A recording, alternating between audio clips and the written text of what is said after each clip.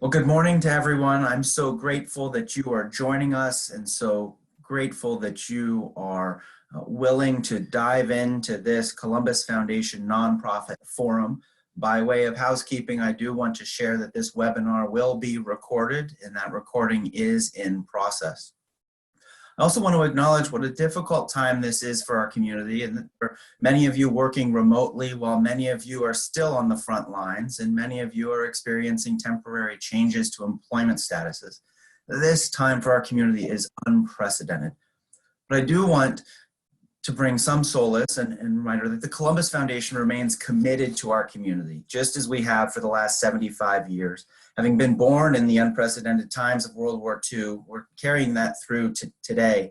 And you can count on us to engage and educate our donors to the community's most pressing challenges, as well as your organization's mission. And we will be there to deploy our charitable capital to help strengthen and improve our communities. At a high level, Columbus Foundation's engaged our response fund to help organizations, but we're also helping individuals through our employee assistance programs with the employers, helping their employees, not just in Central Ohio, but across the country, but also through our 30 partners that are Gifts of Kindness organizations, helping individuals with destabilizing emergency needs. And my colleague Danielle Tong will discuss the emergency response fund a little bit more in detail at the closing of this webinar. But this webinar is a great example of community engagement. And so again, a point of gratitude for you yielding some of your time to be with us today. And to our partners, Greater Columbus Arts Council, the Human Service Chamber of Franklin County, and the United Way. And a special thanks to Laura McDonald for her thought partnership and leadership and her colleagues at Benefactor. Nonprofit Forum has been the backbone of capacity building in Central Ohio, and today we've brought it virtual to ensure that you as organization leaders and practitioners in the field have access to some of the greatest talent, insight, and top of mind and relevant news, just as the Nonprofit Forum does in person when we fill Davis Hall with the collegial networking and learning experiences that we do.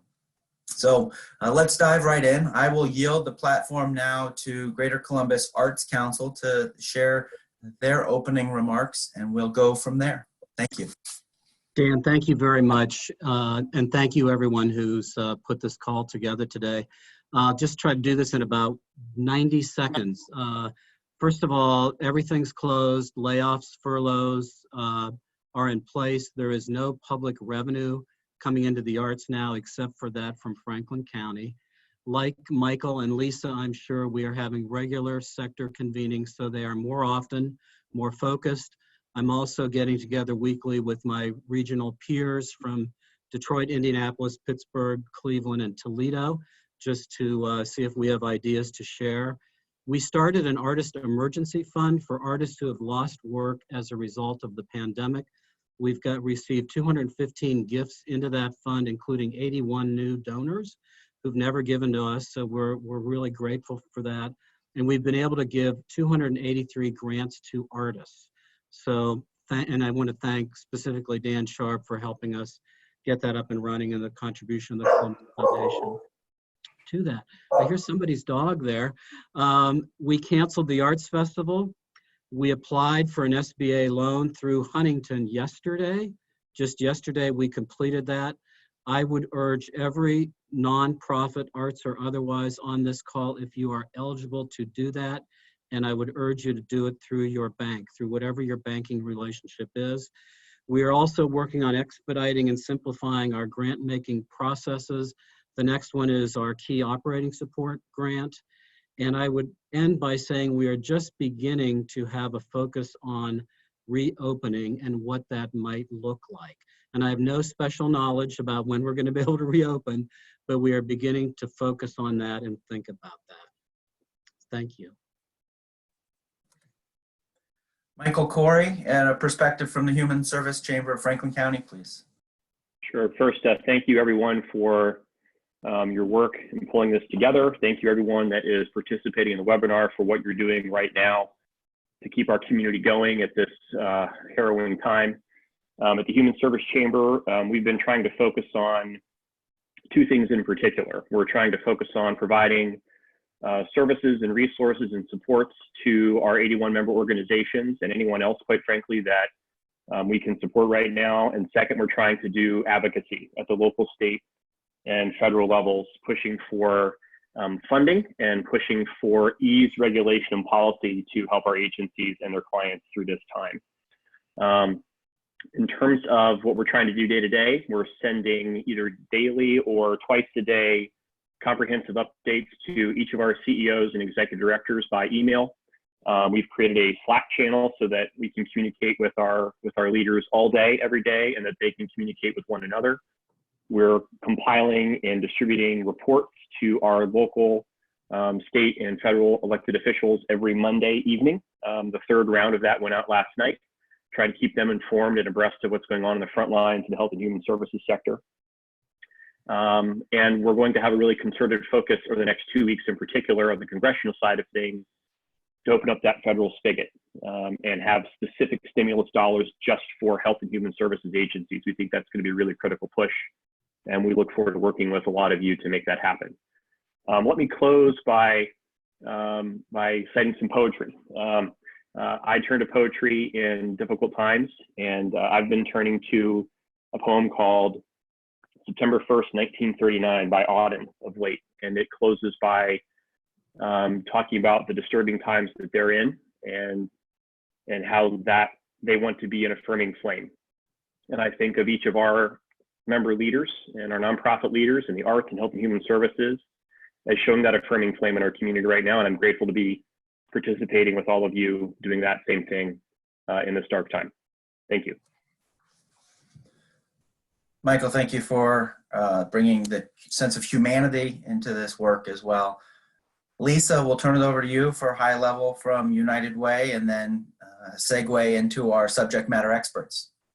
Great. Nice to see everyone here today. Thanks to each of you for your leadership. I'm learning from each of you and inspired by your leadership. United Way is doing a number of things. One, that's my dog, Frosty. One, we have, and I can't mute right now. One is that we are raising money through a COVID-19 community response fund. We've had many of our corporate partners give to this fund.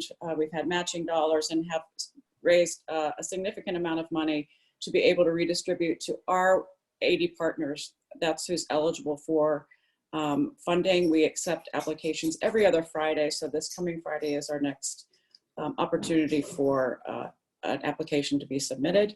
We've already made 17 grants. We're grateful for the Columbus Foundation to be working in partnership with them and the city so that while we each have funds, we are collaborating and aligning resources and learning from each other. So we make certain that we have the best, we all have scarce resources, but that the best resources are being deployed in the most effective ways. The county, Franklin County is invested in our fund. So we have all of the, most of the major funders involved in making certain that monies are getting out to emergency needs right now. We've also become a makeshift repository for PPE equipment. So all over the city, people have been bringing to my home masks, gloves, whatever, thermometers with little ducks on them from people's homes, who I assume no longer have children. And these are, as you know, sought after equipment, and we've been making certain that our nonprofit partners, especially in the homeless shelter system, have the personal protection that they need as they start to work with people who are showing symptoms of COVID. In partnership with the Human Service Chamber, we are surveying our funded partners and members of the Human Service Chamber every 2 weeks so we can pulse the trends in the sector. We sent out our second survey over the weekend, and we've had a fabulous response. We have not analyzed the data yet, but from our first survey, we did learn that 66% of all respondents had canceled or postponed a fundraising event. This revenue loss ranged from $8,000 to $325,000. At this time, and earlier in March, 28% of the nonprofit survey plan to lay off or furlough staff before May 1st, and 72% anticipated furloughs. They saw most of them, as you can imagine, similar to what Tom was describing. The losses are in fee for services and from fundraisers primarily. So we are available to consult with any nonprofit, and we want to be helpful. Again, we have PPE equipment. It comes in quickly and it goes out quickly, but let us know if you have needs and maybe we can respond to those needs. And I'm happy then to turn it over to Michelle Galligan, who is with GBQ, and she will serve as our moderator. Michelle. Thank you, Lisa, and good morning, everyone. Thank you especially to our panelists who are here today, who are bringing their expertise to help our group. I'll jump in and introduce myself and then introduce our panelists, and then we'll get going. We will do a session of Q&A at the end of all of the panelists, so think about the questions you have and jot them down. We'll be using the Q&A feature that you'll find at the bottom middle of your screen for that Q&A, so feel free to send questions at any point. My name is Michelle Galligan. I run a division of GBQ called Keep Financials.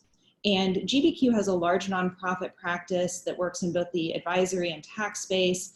And as a firm, we've also created an organization within the firm to help specifically with navigating the financing options and lending options, tax incentives, and then some of the grant options that are available through recent legislation as it relates to COVID-19. So I would encourage you to lean on them as a resource. All right, so panelists this morning, we have Laura McDonald, who is the president of Benefactor Group. She brings 27 years of nonprofit leadership, fundraising, and philanthropy experience.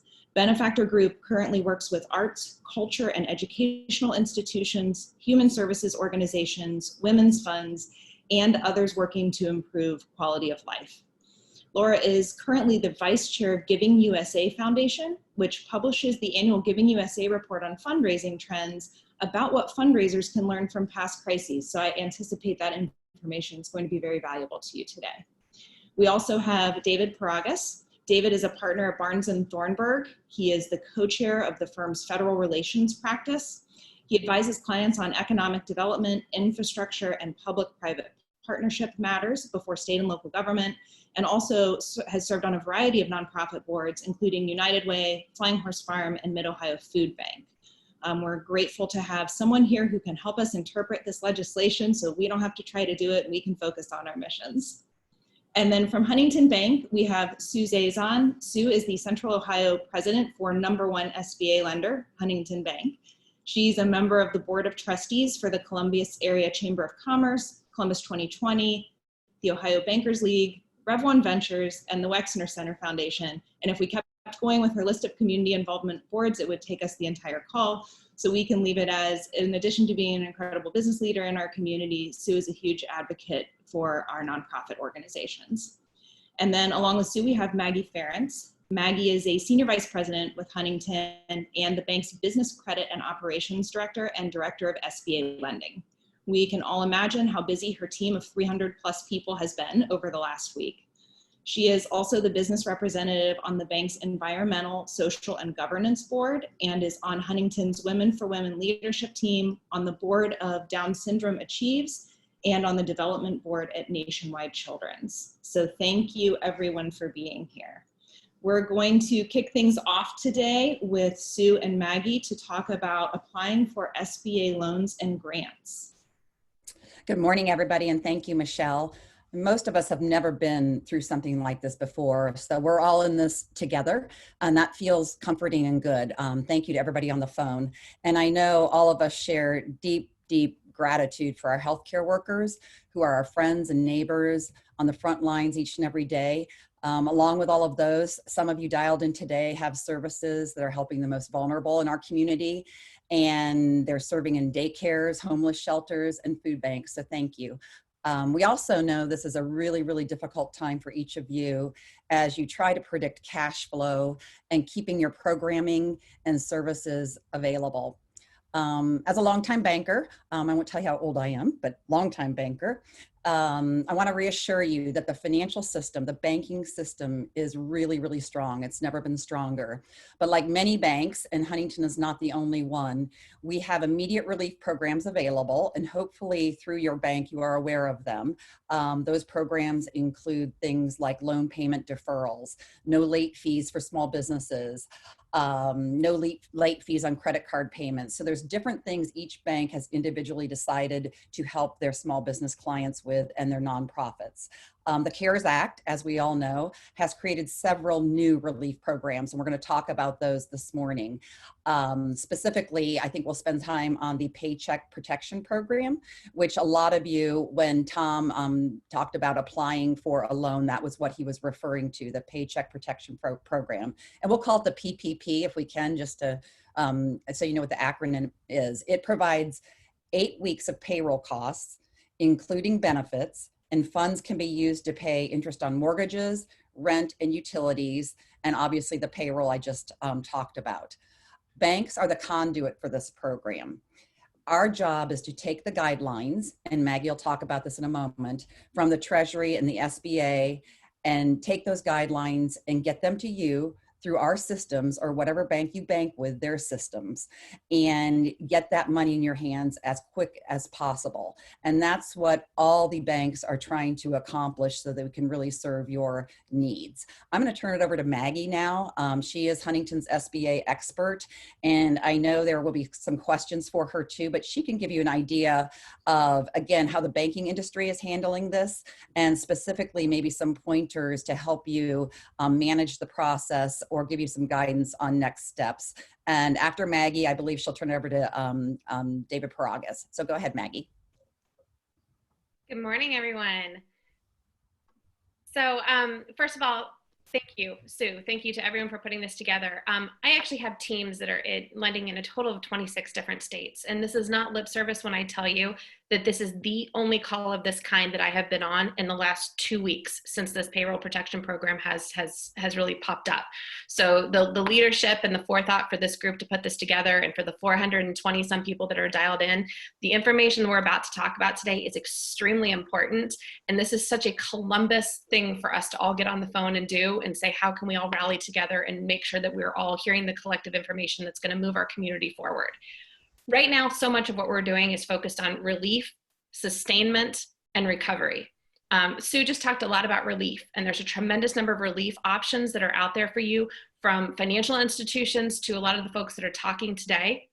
What we're talking about in terms of the payroll protection program is about sustainment. So how do we stay alive during revenue interruption? How do we focus on keeping people off of unemployment?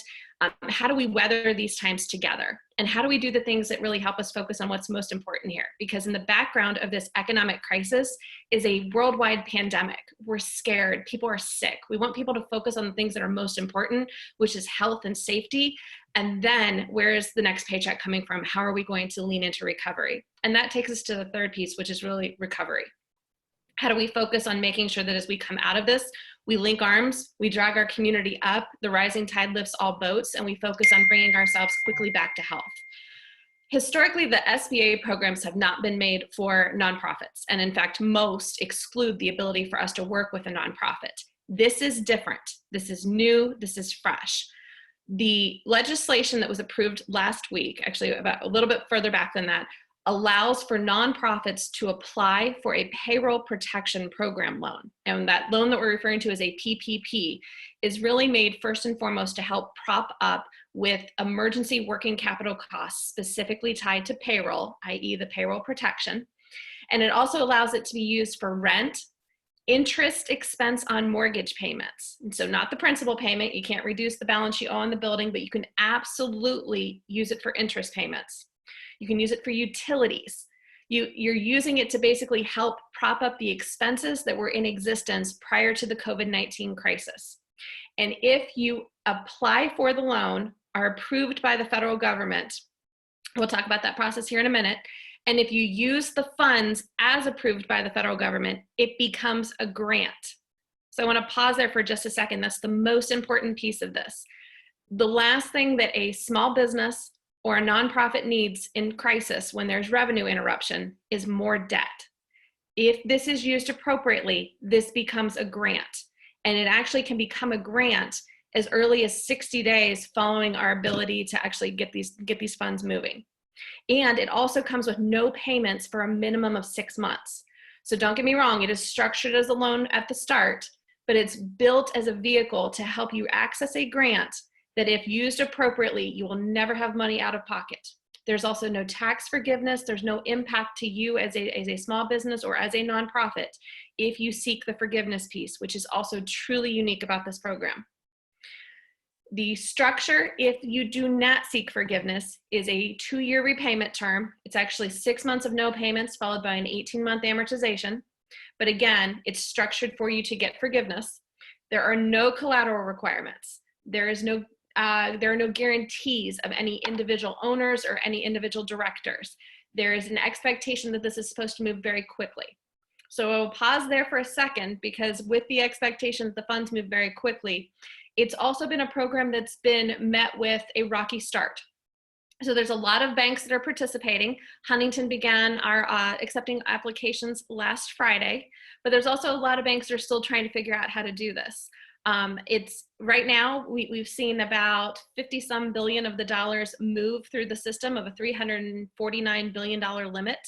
Applications are filling up very quickly. Banks are trying to take those applications as quickly as possible. So we do ask that all of you be very patient with us. We are lining them up. It is truly a first in, first out process that we're trying to get to as many as we can before the funds run out.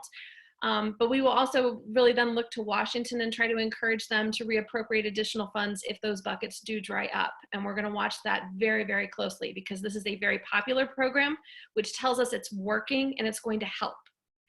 So let's talk about how you make application. So Sue mentioned, and a couple others have shared earlier, the best practice is to go to your bank. Most institutions are starting with their customers first and foremost for 2 reasons. Number one, there are still regulatory requirements attached to these. They are a loan. So we're able to leverage a faster process because we know our own customers. So we've done the background checks. We have all the documentation. We can move faster and help more people as institutions if we start with who we know. The second piece is because we do know that there are going to be finite funds with this first round. So starting with your bank is extremely important. When you get ready to make application, if you haven't already, please seek out the information published on each bank's websites. They are telling you what to come with in hand. And most of this is being done virtually. It's being done over the phone. It's being done online because a lot of banks don't have the teller areas open. It's all by drive-through right now. So look online, learn what you have to have in hand, make sure that you have the information that supports your payroll request. That can be everything from copies of your bank statements to tax forms, payroll registers. The sophistication of the documentation will be commensurate to the size and really the sophistication of the organization that you represent, but there's a lot of options, and honestly, most banks are going to be flexible. We want you to be able to get this in a forgivable grant at the end of this transaction. So the more information that we're able to collect from you, the better we can structure that, and the better chances you have of making sure that you do not end up with debt at the end of this transaction. All of that will be collected at the time of application or prior to the closing, and the intention is to try to get funds as quickly in hands as possible, but it's still going to be days, if not a little longer, closer to a week or 2, before start to finish occurs on this, because there is a lot of documentation required. So I cannot stress more than anything, go to the bank's websites, learn about how they're facilitating the program, but please take advantage of this if possible. It's meant to be a grant, and it's meant to keep people employed and keep businesses ready to come back to life when the sun comes up in a couple weeks and we can all go back out. So with that, I'll stick around for some questions, but I'm going to turn it over to David Pragas. Great, thanks, Maggie. First, I'd like to thank everybody for participating today and say how proud I am to be part of the Central Ohio not-for-profit community. It's really an honor to serve on boards and work with this community because we all give so much. I also want to compliment our governor and Dr. Amy Acton for their advanced thinking on the coronavirus. When we look at other jurisdictions and see what's going around the country, we certainly were well ahead of the curve, and I think the benefits will be appreciated in this community and throughout Ohio by their forethought. As we all know, the governor declared a state of emergency and asked the president to acknowledge that Ohio is a federal disaster area. And so we asked, what does that mean? On March 28th, the governor requested that Ohio be declared a major disaster area. And on March 31st, the president granted his request. That means that Ohio, along with certain entities, including not-for-profits, will be eligible for funds from FEMA.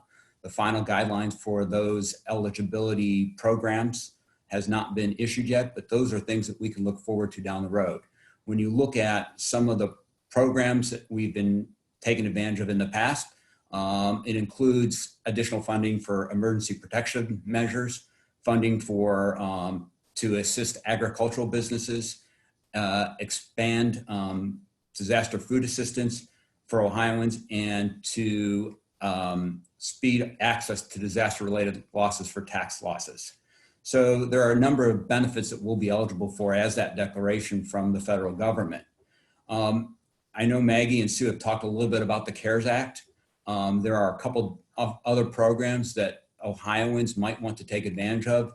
The PPP program, the P3 program as we're calling it, is certainly one of the most beneficial programs, but it is a limited program for not-for-profits that are either C3s or C19s under 500 employees. There are some other programs that may be of interest to larger employers such as hospitals and universities that at least merit discussion. The existing program, the Emergency EIDL grants, which is the Emergency Economic Injury Disaster Loan Program, is a program that has been extended to not-for-profits with not more than 500 employees. It will enable them to receive immediate checks within 3 days for $10,000. And it applies to all not-for-profits, including C4s and C6. So if you're one of those entities or have a related entity, that's a program that you might consider. The SBA program that we're referring to has waived certain requirements, such as a personal guarantee, that also waives the requirement that a business be in existence for at least a year prior to COVID-19. And there is also waived a requirement that the entity not be able to get credit someplace else. The grants that are afforded under this program can be used to pay for sick leave for employees unable to work due to COVID-19, maintaining payroll to retain employees, and meeting increased material costs, making rent or mortgage payments, and repaying obligations that cannot be met due to revenue losses. And then the other program that I think is something to consider is the Economic Stabilization Act. Now, this is also really a program intended for large employers. There's $500 billion appropriated in this portion of the act. And what it does is allows companies with 500 to 10,000 employees, so we're thinking about large not-for-profit institutions like hospitals, higher education institutions, they can take a loan for up to $10 million at an interest rate not to exceed 2% per annum. So it's a very low interest loan, and they're not required to pay principal or interest for this first 6 months of the loan. It can be used for support its ongoing operations, and it must be used so that they can retain 90% of its workforce. That's the kicker on that one. So it's an important aspect. So if you're a large not-for-profit and you want to retain your workforce with a modest layoff or furlough, you must retain 90% of that. So that's something that I think that large not-for-profits should look at. And you have to also certify that you will not offshore any jobs. There are a number of other programs that are eligible that mostly retain to tax credits, but those are the primary programs that we're looking at. Let's shift gears to the state of Ohio for a little bit, because the state of Ohio, with its emergency declaration, the stay-at-home orders, has really had some limited programs available. Most of them relate to unemployment tax relief, really piggybacking off of the federal relief. And there's the work share program. So if you want to reduce hours and share between employees, it can reduce your unemployment compensation premiums. You also can defer any necessary payroll taxes that must be paid through July 15th and August 15th. And so those are some limited programs. The Ohio House and the Ohio Senate have only passed one COVID bill, House Bill 197. They've not been back in session, but it's my understanding that they're working on additional relief measures for the state of Ohio. I think the one thing that many not-for-profits pay attention to, which has now been delayed, is the capital appropriations bill. And so if you are a participant or expected to participate in a capital infrastructure project, that will be delayed from anywhere from 3 months to 6 months, depending on state revenue. Those dollars are essential for infrastructure projects in the state of Ohio. And then finally, what I would recommend is not only watch for future programs through the Ohio Department of Development Services, the Ohio Department of Commerce, and then also watch for future legislation from the Ohio General Assembly.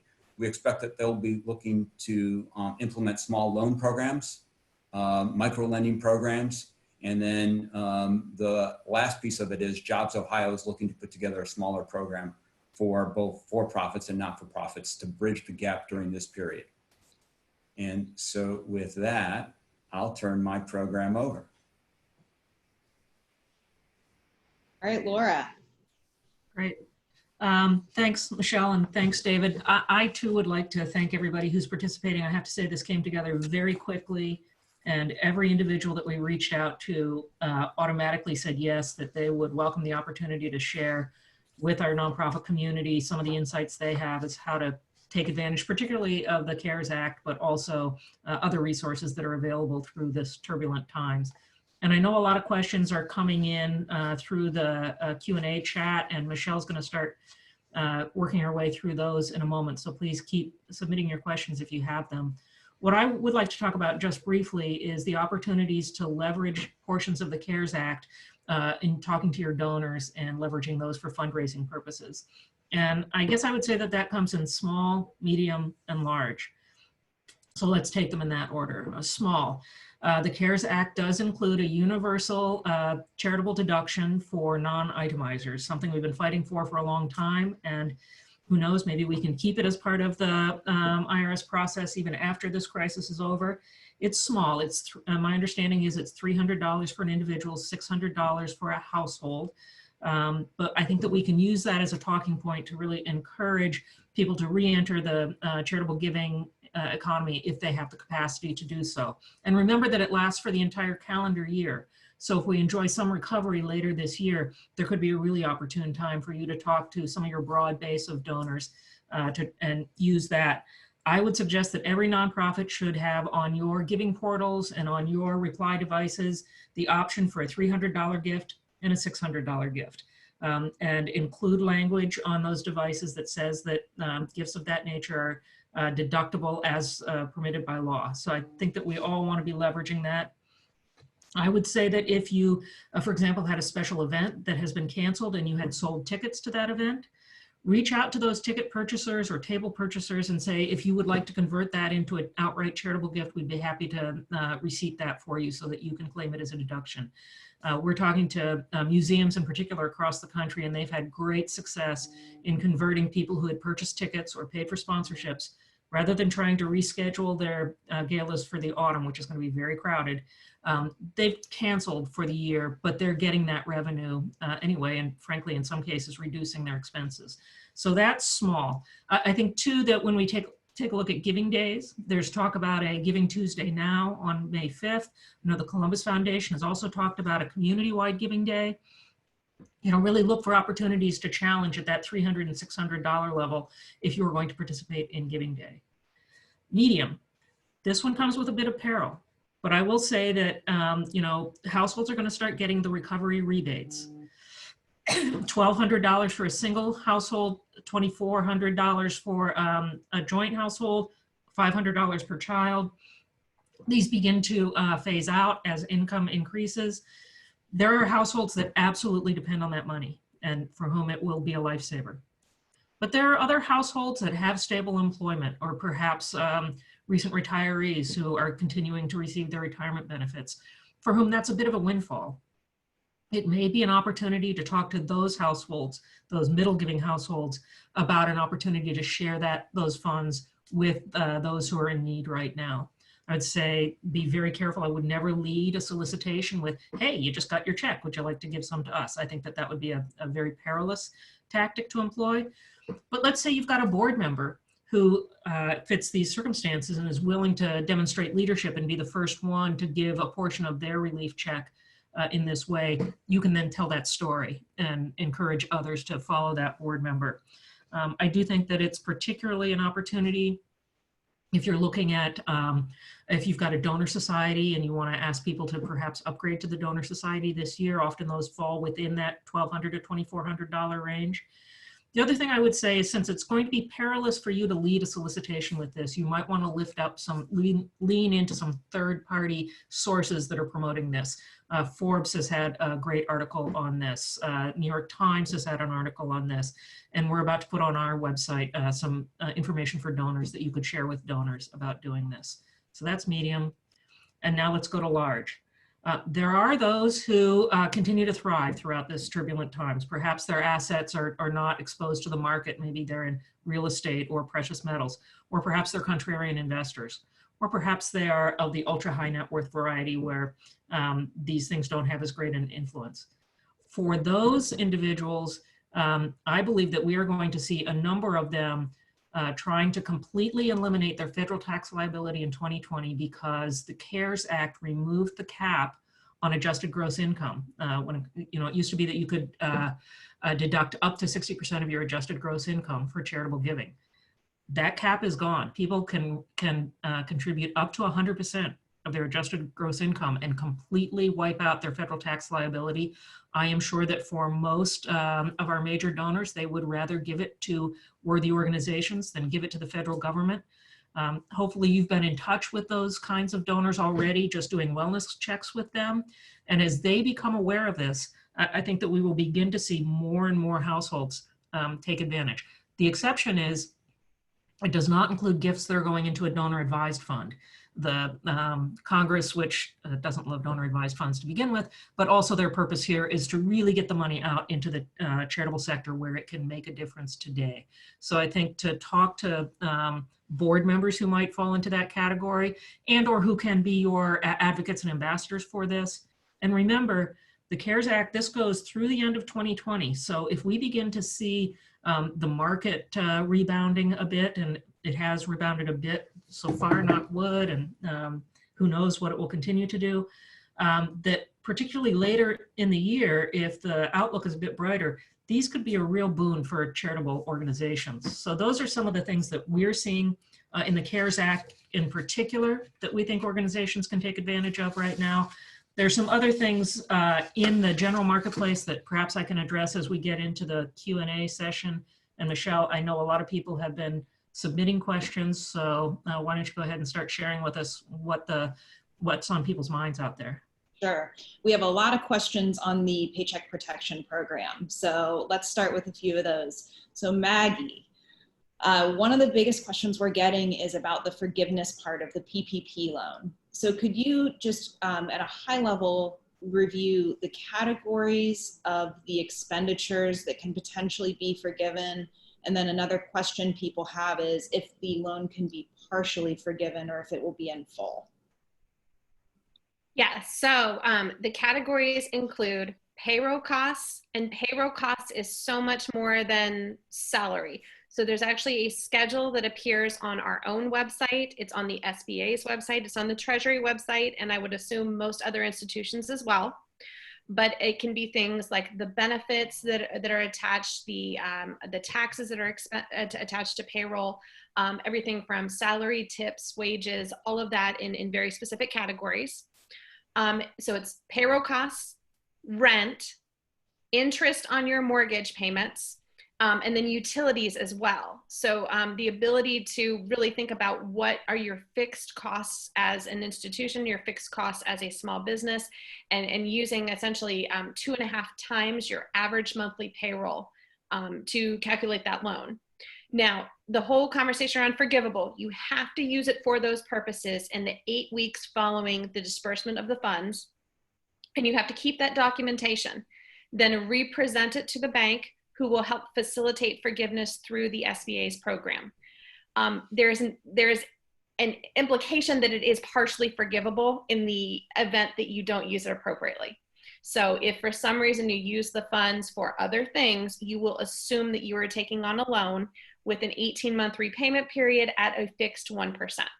So it's absolutely intended for you to use it for these purposes. You are certifying that you are using it for these purposes.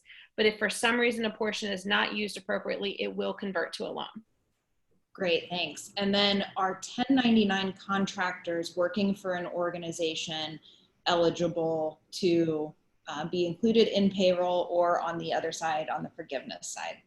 So they are actually not eligible to be included in payroll because they are eligible to get a loan independently. So they are actually encouraged to think of themselves as self-employed, and they actually have the ability to apply independently for a loan through this program as well. So they are excluded from your payroll costs so that they do not get paid twice. Okay, great. Are churches and religious organizations eligible for this program? They are, and this is new. I'm sorry, I honestly should have shared that right up front. So the traditional SBA programs have always excluded churches and religious organizations. So, think back to, fourth grade social studies, separation of church and state. However, with this particular crisis, they have expanded the eligibility and included churches, religious organizations, and really as long as you meet the affiliation, the size standard that's attached to this. So David mentioned, that 500 employee requirement. As long as you have under 500 direct employees, you are able to qualify as a church or religious organization. And the reason I bring up that 500 employee thing, some folks have actually asked, we've got a lot of people that, for lack of a better word, spread the good news for us, but are not necessarily on full-time payrolls. Those are actually specifically called out in that as well. So we're really only talking about registered payroll for the purposes of churches and religious organizations. Okay, awesome. And then one last question on these. So there was a question of, if you're running a nonprofit and you apply for this, they're asking for the owner's social security number as the director of the organization. Are there any implications of that related to that individual's credit for a nonprofit? No, and that is a little strange. So the reason that they ask for that is actually tying it back to the database that the SBA is pulling information on. If the banks are properly facilitating this, there is no hard pull for anyone's credit. All of that is a soft pull that is done by the SBA through their proprietary system. And it's really truly tying back that tax ID number, that social security number, to help us pull a database of information for the entity itself. You should not, you are not going to see any personal credit hits or any implications. There are no guarantors, no individual signers on any of these loans. Great. What about 501c4s like Rotary clubs? Are they eligible? To my knowledge, they are not. So we can actually take that away as a follow-up. There are some exclusions to this right now, but we'll make sure that all that information is published on the website after this. Okay, very good. All right, thanks, Maggie. We may come back to you again. David, we've had a couple of questions on the stimulus. So one question was, is the $1,200 stimulus people are receiving, is that in advance of anything? And then the other question was, do we understand correctly that if you have dependent children who are full-time students between the ages of 18 and 24, that there's no stimulus check or funds provided to them? On the first question, it's my understanding that that is not in advance of anything. And then with the second question, that is also correct. They're not eligible to participate. There is, however, the stimulus 4 bill that's under negotiation as we speak. There's about $1 trillion allocated for that. And there are a couple things that will be addressed in stimulus 4, as we're calling it. It will be advanced payments for healthcare providers. That's where the most significant dollars are needed through CMS. There'll be more small business relief as we're being told. And then the infrastructure portion will be in a separate bill. Okay, thanks, David. Laura, we have a question here. Is it selfish for a nonprofit to postpone or reschedule our major fundraiser from this month until the fall when so many donors are concerned about losing their jobs? Selfish is not the word that I would use. And, one of the things that we've been sharing with a lot of the organizations we work with is that it's not our job to make decisions for our donors. I think we want to provide our donors with the information that they need so that they can make decisions that make sense for themselves. As I said, we've seen, particularly in the arts and culture space, a lot of organizations having great success, not postponing their special events. For one thing, think about the ramifications of that. Most of you have a fiscal year end on June 30th. So you're not going to get the revenue in this fiscal year anyway. This fiscal year is probably a train wreck as it is. But then let's say you do it in September. Are you then going to return back to a spring or summer schedule and do 2 in 1 fiscal year? I also think that the fall, we're starting to see it with professional sports. We're starting to see it with entertainment. The fall is going to get to be a very crowded calendar with everybody trying to reschedule the things that were supposed to happen now. As I've said, we've seen great success with organizations reaching out to their donors and giving them the option of converting their tickets, their sponsorships, their tables, whatever it might be, converting those into outright charitable gifts. We know of one organization, a national organization, that actually was able to cancel early enough that they were let out of most of their contracts. They ended up with almost all of the revenue and almost none of the expenses. They're actually ahead of the game in that revenue line, which is good because they're going to lag behind in other revenue lines. So selfish is not a word that I would use. I think to be straightforward with your donors, let them know what your situation is, how you're adapting to it, and then give them the tools that they need to make the decision that's right for their financial circumstances, and given the fact that they genuinely care about you. Can you give us any ideas of some of the creative things that you've seen nonprofits do to try to keep in touch with donors, or try to keep fundraising moving during this time? Well, some of them aren't creative at all. They're just going back to basics. They're picking up the phone and calling people. And I think the more intimate you can make that interaction, the better. We have some resources for working your way through segmenting your list and deciding who's going to call whom, making sure that you've got consistent talking points, not asking for anything in those calls. But I can guarantee you that many of your donors will say, what do you need right now? And to be equipped with 2 responses to that question, one that's financial. We've got a special appeal going. It would be really helpful if you could make a gift to that. Or we're thinking about participating in a giving day. Would you be willing to put up a challenge grant? Things like that. And one that's not financial. I think that there is an elevated level of empathy in the world right now, and people want to take actions. So if that's, a board member, could you call 2 or 3 of our former board members and check in and make sure they're okay? Could you elevate the outreach program that we're doing to provide homeschooling aids to the community? So I think it's not very creative, but I don't think you have to tax yourself thinking of something new right now. Just pick up people and let them know that you care about them. They're going to reciprocate by caring about you. And how should can I add to that? Can I add something to that? Okay, so in the arts, obviously, we've got a lot of creativity, and a lot of people have really come together with some great ideas. And like Laura is mentioning here, people are doing a lot of virtual activities, and although they are not direct fundraising efforts, I will tell you this, if you look at all of them, there certainly is a Donate Now button on whatever they're putting out there. And all those arts organizations have canceled or moved their galas into the fall, or just still trying to figure out what to do. And I would also tell you, if you can create something that grabs people, which was what we did with our emergency fund, that did bring us 81 new gifts. So we have 81 new gifts that we have the names and email addresses of all those people that had not given to the Greater Columbus Arts Council before. But in the arts, if you go to your favorite arts organization, you will see that they are all of them are doing virtual things. All the galleries are doing virtual things. The Short North had a virtual gallery hop on Saturday. The Symphony just put out a piece yesterday. Opera Columbus did one this morning. I mean, it just goes on and on. So it's definitely out there if you're looking for creative ideas. And then Laura, how should organizations connect with their corporate sponsors right now? First of all, I like the impulse behind that question, because it implies that you understand that you should connect with your corporate partners right now. That's a little bit more perilous. You may not have cell phone numbers for whoever you engage with at that corporation, or you might need to go through your board member to try to connect with them. But if you've never called their cell phone before, now might not be the time to just ring them up out of the blue and say, hey, how are you doing? So if email has been your primary means of communication with them, I'd start there and see if they want to take it to a phone call or a digital platform like this. And then again, equip them with information. Let them know, first ask how they're doing. And in particular, if they're a corporate partner who has really suffered a downturn in business because of this, be sensitive to that.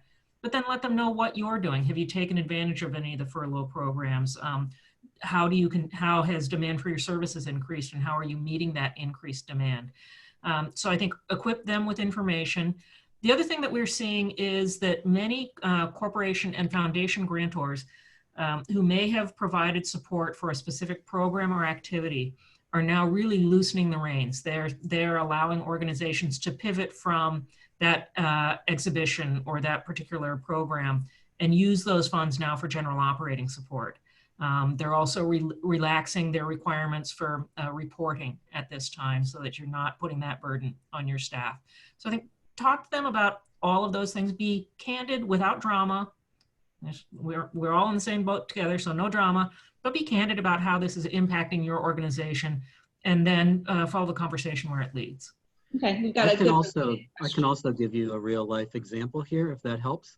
So we canceled the Arts Festival last Thursday morning. We called, my very good development director, Emily Toney, called all of our corporate sponsors the night before to let them know that, because obviously we have very good relationships with all these folks. And a significant number of them allowed us to keep the funding. So the loss on that event is going to be much, much less than I would have ever anticipated. But in some cases, we had already received the money. So, I mean, Laura would tell you this, you know, the money had come from foundations. So just the AEP Foundation, to give an example, the lead sponsor of the event, they had already given us the money. So they don't want the money back. They didn't want the money back. And that was true basically for many, many gifts that AEP had given to galas and everything else. So I would not be shy about asking people in the right way if you can just keep the money, you know, but you got to have the relationship, and it probably depends on where the money's coming from. If it's coming from marketing dollars at a company, that might be a different story than if they've already cut the check from their foundation. Okay, and Can I then say one more thing about that, Michelle, particularly about cancellation of events. I would say you need to be careful here, and I'm not legal counsel, so maybe confer with somebody like David. Many of the contracts you have with vendors, venues, caterers, entertainment, include a force majeure clause. If you cancel prematurely, you might invalidate that force majeure clause. So be sure that you're talking to board members who are legal counsel or others, and make sure that you're canceling or postponing in a thoughtful manner that will protect the interests of your organization. okay, great. And then we have a follow-up question on sponsorships. So for organizations who have moved their events to the fall timeframe, should they be asking for sponsorship now for that? That's a tough one. And I think in some cases that's, you know, maybe they always have had their sponsorship in the fall. And who knows whether or not you're even going to be able to have your event then. Again, I would say reach out, have the conversation with your traditional sponsors. Don't press for an answer at this time. Maybe ask them how they'd like to see you navigate this path with them. I think they want to be your partner in thinking through this, and lead with your mission. Don't lead with the event and the donor recognition and the benefits.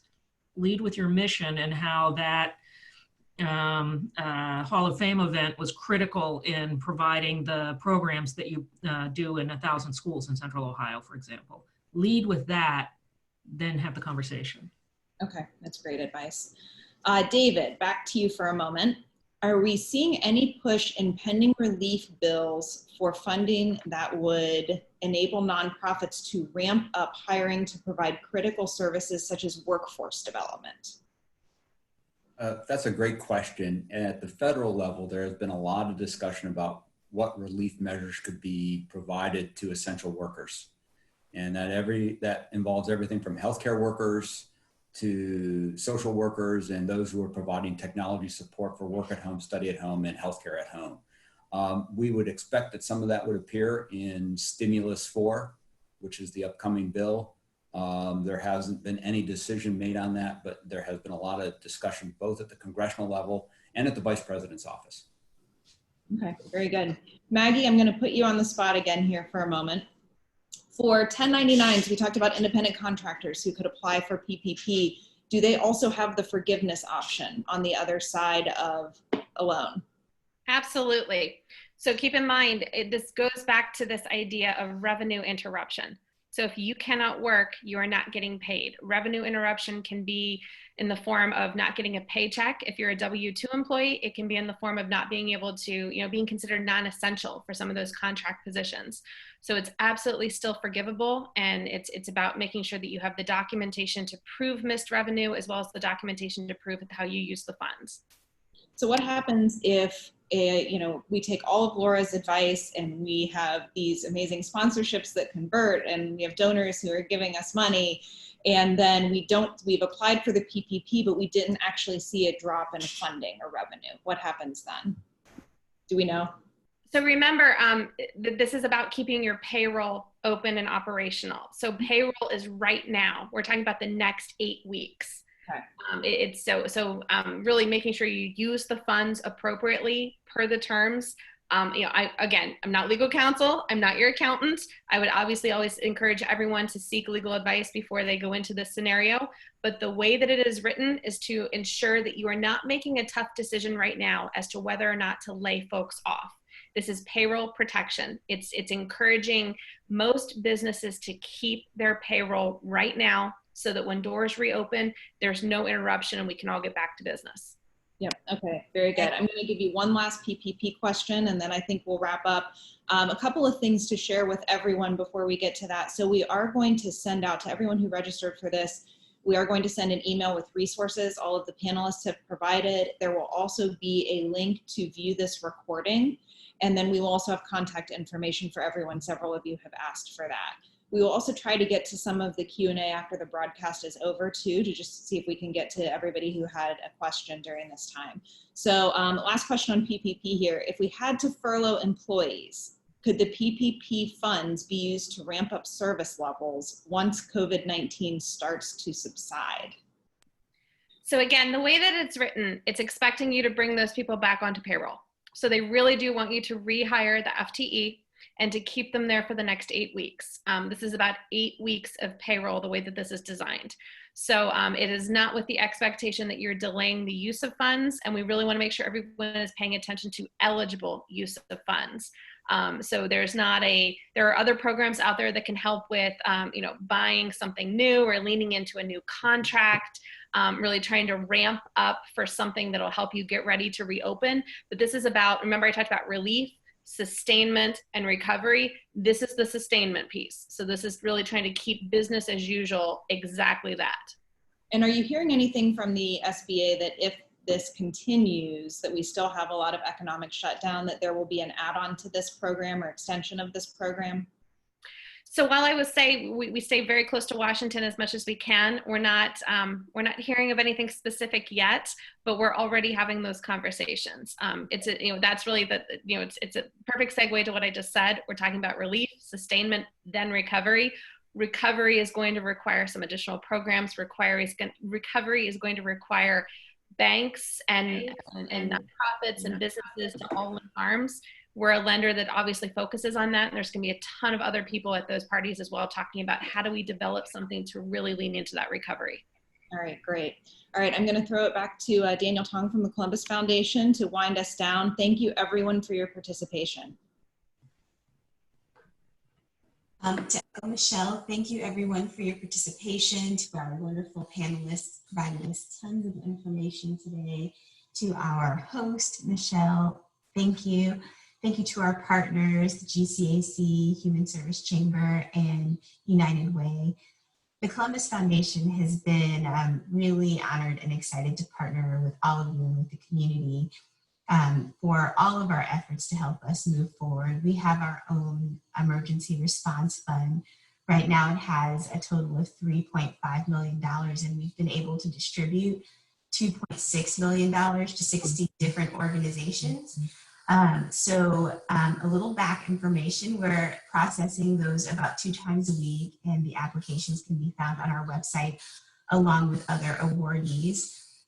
So we are just excited to be a part of the answer and the solution in a way, the help and support to our fellow nonprofits. Thank you so much for everything. I think I heard that the panelists might be available for questions, or that Michelle might be taking other questions after. Yeah, we're going to keep the Q&A open for just a few minutes and try to give people a few resources. Fantastic. So feel free to stick around and ask away. Thank you so much for joining us today, and have a good rest of your day.